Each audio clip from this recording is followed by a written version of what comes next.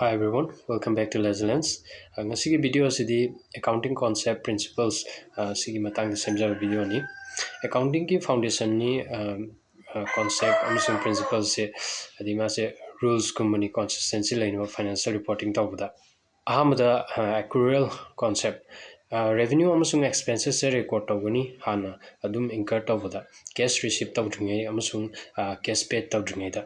Example asung di dukan da pot ama sales tawre madu record hana tawgani payment receipt tawdrasu. Ani subda matching principle expenses na manaba revenue generate tawrpaduga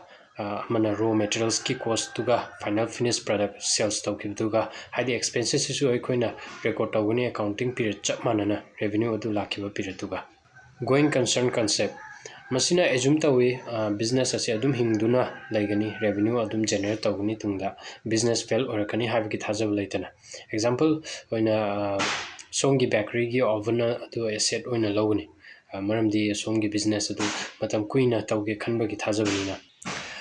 money measurement concept paisaga mari lainana measure tawba yaba transactions ka record tawgani business tawda customer satisfaction gumase maru ay dubu revenue da reflect tawdragadi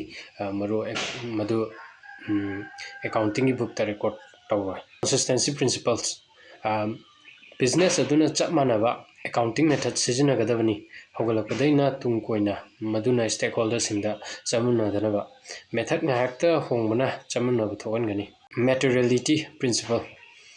materialistic principles siga haise financial details khudingmak loina manaba nate aduna chap manana yengba yade maruoiba khandokpa higadabani amasung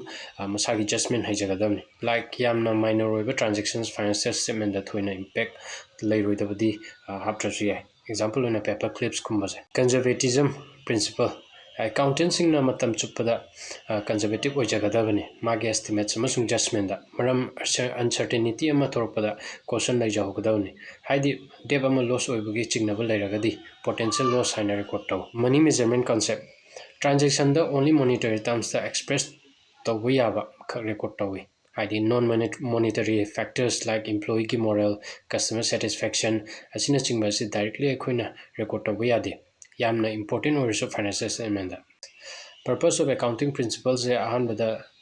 decision making nuahalli amasung resource allocation targeting pricing and other strategic matters the organization ki help khangmangami investor confidence haidi investor amasung shareholders in the financial statement yengaga principles tuna thajaba helali amasung khangali financial health prospects maramaduna capital increase tawda yamroi ngasi di mata asida losinjage ma'am thank you all.